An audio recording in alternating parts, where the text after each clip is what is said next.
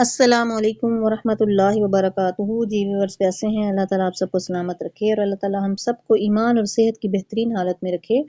تو چلیے سورۃ یوسف کے رکوع نمبر 6 کی طرف بڑھتے ہیں۔ اعوذ باللہ من الشیطان الرجیم، بسم اللہ الرحمن الرحیم۔ وقال، اور کہا، المالک، بادشاہ نے، انی، بے شک میں، ارا، دیکھتا ہوں، 7 بقرات، گائے،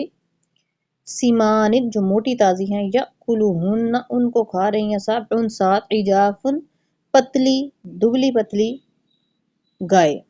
وسبع، اور 7 سنبلات، خوشے ہیں، خضر، سرسبز، و اخر، اور دوسرے، یابسات، خشک ہیں، سوکھے ہوئے ہیں۔ یا ایھا الملأ، اے درباریو، افتونی، مجھے بتاؤ، فی، میں، رؤیایا، میرے خواب میں، ان کنتم، اگر تم ہو، للرؤیا، خوابوں کے لیے، تعبرون، تعبیر جانتے۔ تو بادشاہ نے جب خواب دیکھی ہے، وہ شخص جو دونوں قید خانے میں تھے آپ کے ساتھی، ان میں سے ایک ساتھی جو رہا ہوا، اس کو تو بھول گیا کہ حضرت یوسف علیہ السلام کا ذکر بادشاہ کے سامنے کرے۔ اب بادشاہ نے خواب دیکھا اور وہ درباریوں سے پوچھ رہا ہے کہ اگر تمہیں پتا ہو تو تم مجھے اس خواب کی تعبیر تو بتاؤ کہ 7 ہی گائے ہیں جو موٹی ہیں، موٹی تازی گائے ہیں، اور 7 ہی گائے ہیں جو دبلی پتلی ہیں، اسی طرح 7 سبز خوشے ہیں، دوسرے 7 خشک ہیں۔ تو یہ خواب جو ہے اس کی تعبیر تو کوئی بتائے۔ قالو، وہ بولے، ادغاث، پریشان، احلام، خوابیں ہیں، یہ تو پریشان سی خواب لگتی ہے۔ وما نحن، اور نہیں ہم، بتأویل، انجام یا تعبیر، الاحلام، خواب کی، بعالمین، جاننے والے، ہم تو خواب کی تعبیر کا علم ہی نہیں رکھتے۔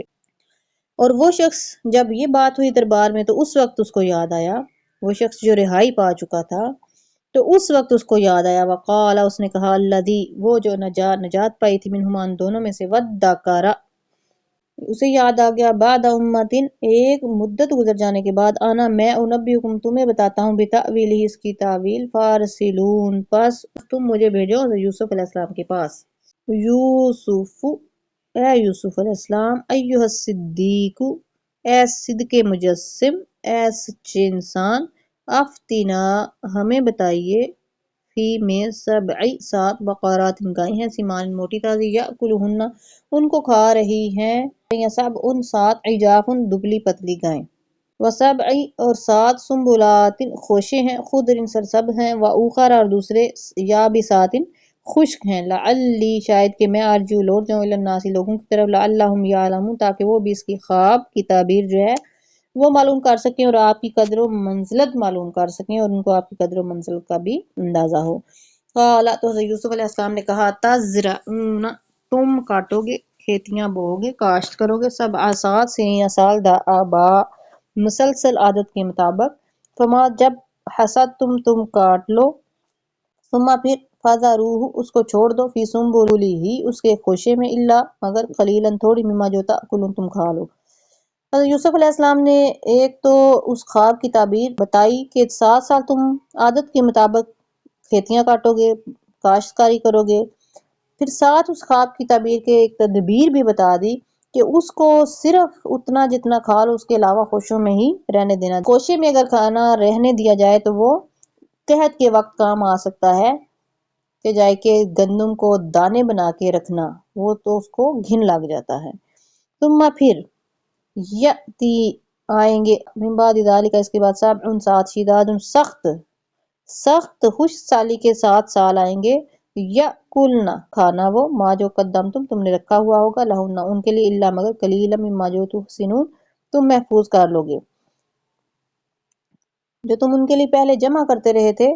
مگر تھوڑا سا بچ جائے گا جو تم محفوظ کر لو گے۔ ثم، پھر، یأتی من بعد ذالک عام، اس کے بعد پھر 1 سال ایسا آئے گا، فیہ، اس میں، یغاث الناس، بارشیں دی جائیں گی، فیہ، اور اس میں، یعصرون، اور پھلوں کا رس نچوڑیں گے، اس قدر بارشیں ہوں گی کہ پھل ہی پھل ہوں گے اور پھر پھلوں کا رس نچوڑ کر پئیں گے، یعنی کہ پھر خوشحالی کا دور آ جائے گا۔ لیکن 7 سال قحط کے تھے، ان کی خبر بھی دی اور اس کے ساتھ اس کی تدبیر بھی بتائی کہ گندم یا اناج کوئی بھی ہو، چاول ہو، گندم ہو، باجرہ ہو، کچھ بھی ہو، وہ خوشوں میں ہی رہنے دیا جائے، تو اس کو سیو کرنے کے طریقے جو ہیں وہ بتائے، اس کو محفوظ کرنے کا طریقہ بتایا کہ اس طرح سے وہ بچ جائے گا اور تم اس کو بعد میں جو ہے استعمال کر سکتے ہو۔ یہیں پر رکوع نمبر 5 مکمل ہوا۔ انشاءاللہ رکوع نمبر 6 کے ساتھ ملاقات ہوگی۔ اپنا خیال رکھیے گا اور اپنے اس چینل کا بھی والسلام علیکم ورحمۃ اللہ وبرکاتہ۔